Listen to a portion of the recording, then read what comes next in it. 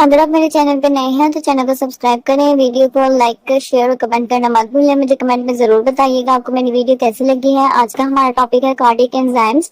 इनको हम serum enzymes भी कहते हैं क्योंकि हमारे जो ब्लड स्ट्रीम है, जो सीरम है, उसके अंदर प्रेजेंट होते हैं। ठीक है, सबसे पहले है कि इन तीनों एंजाइम्स का फंक्शन क्या है। असल में हम ये जो एंजाइम्स है इनकी स्टडी करते हैं ये पता लगवाने के लिए कि जो पेशेंट है क्या उसको सच में हार्ट अटैक आया है, एमआई आया है। फॉर एग्जाम्पल, अगर किसी पेशेंट को हार्ट अटैक आया, उसको मायोकार्डियल इंफार्क्शन हुआ, लेकिन वो अपने घर में था, तो हॉस्पिटल में आने तक हो सकता है उसकी कंडीशन थोड़ी सी रिकवर हो गई हो, नॉर्मल सी हो गई हो। और या फिर हो सकता है उसको माइनर सा अटैक आया हो जो कि हॉस्पिटल पहुंचे तक वो बिल्कुल ठीक हो गया हो। तो फिर उसके लिए जो है ना, हम ये जो एंजाइम्स हैं इनको डिटेक्ट करते हैं ब्लड स्ट्रीम के अंदर।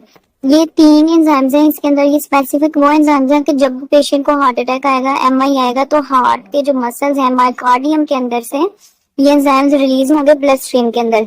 और जब वो ब्लड के अंदर एंटर होंगे तब हम इन्हें डिटेक्ट कर लेते हैं। सबसे पहले जो एंजाइम है वो है क्रिएटिनिन फोस्फोकाइनेज, जिसको हम सीके एंजाइम भी कहते हैं। सीके एंजाइम को हम ब्लड स्ट्रीम के अंदर डिटेक्ट तो कर सकते हैं, लेकिन इसका एक डिसएडवांटेज ये होता है कि ये जो एंजाइम्स होता है ये ब्रेन की इंजरी अगर हो तब भी रिलीज हो सकता है माइनर सा।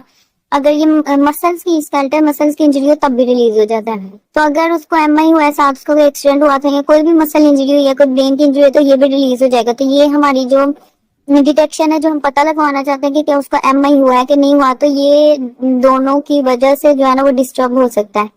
तो हमें कुछ कंफ्यूजन भी हो सकता है वो मसल की इंजरी की वजह से रिलीज हुए और हमें लगे शायद एमआई की वजह से है। तो इसके लिए स्पेसिफिक जो हार्ट के रिलेटेड होता है, स्पेसिफिक जो हार्ट के रिलेटेड एंजाइम्स होते हैं उनके लिए एक स्पेसिफिक एंजाइम होता है जिसको हम कहते हैं सीकेएमबी। उसको हम सीकेएमबी एंजाइम कहते हैं। ये स्पेसिफिक हार्ट के लिए होता है। ये सिर्फ और सिर्फ हार्ट की इंजरी में ही रिलीज होता है। अब इनकी कुछ टाइमिंग्स होती हैं। जब हार्ट अटैक होता है तो तब जो है ना पहले 4 घंटों के अंदर अंदर ये रिलीज होना स्टार्ट हो जाता है। और फिर 18 आवर्स के अंदर, 18 घंटे के अंदर अंदर ये अपनी पीक पे पहुंच जाता है। फिर 48 आवर्स तक ये, मतलब कि 2 दिन के अंदर अंदर ये जो है ना वापिस अपनी जगह पे आ जाता है, नॉर्मल हो जाती है इसकी वैल्यू हमारी ब्लड स्ट्रीम के अंदर। जो सेकंड वाला एंजाइम है एलडीएच है, उसको हम लैक्टिक डिहाइड्रोजिनेज कहते हैं। ये भी हार्ट के अंदर से ही स्पेसिफिकली रिलीज होता है। इसकी टाइमिंग्स है कि ये जो है ना 24 घंटे के अंदर अंदर रिलीज होना स्टार्ट हो जाता है। 24 आवर्स में रिलीज होना स्टार्ट होता है और 72 आवर्स तक ये अपनी पीक पर पहुंच जाता है। और जैसे हमने ऊपर पढ़ा था कि ये जो है 48 आवर्स में रिटर्न वापस उसकी जो वैल्यू है नॉर्मल में आ जाती है, लेकिन इसकी जो वैल्यू है वो वापस नॉर्मल पे नहीं आती है। इसकी ये क्या करता है कि ये 1 वीक तक, 1 वीक तक इधर तक परसिस्ट रहता है, लगातार उसी पीक पर रहता है जितना हार्ट अटैक के बाद पहुंची थी इसकी वैल्यू।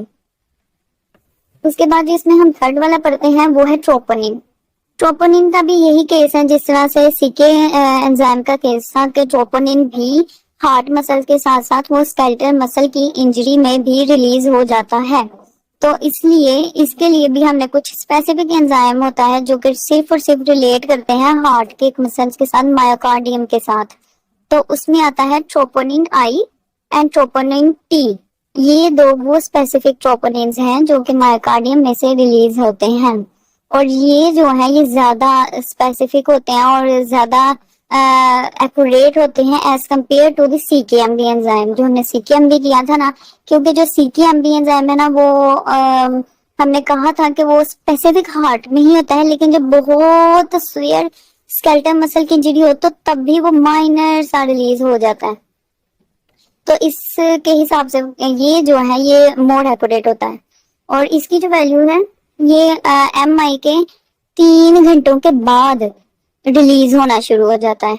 ठीक है, और ये हफ्तों तक, 1 से 2 हफ्ते तक, मतलब 2 हफ्तों तक ये परसिस्ट रहता है, अपनी उतनी ही वैल्यू पे रहता है जहां तक उसकी नॉर्मल से अबव गई होती है। वो परसिस्ट करता है लगातार, उतनी ही वैल्यू पे रहता है 1 से 2 हफ्तों तक। तो ये जो तीनों एंजाइम्स हैं ये हेल्प करते हैं हमारी डिटेक्ट करने के लिए कि पेशेंट को हार्ट अटैक हुआ है कि नहीं हुआ है।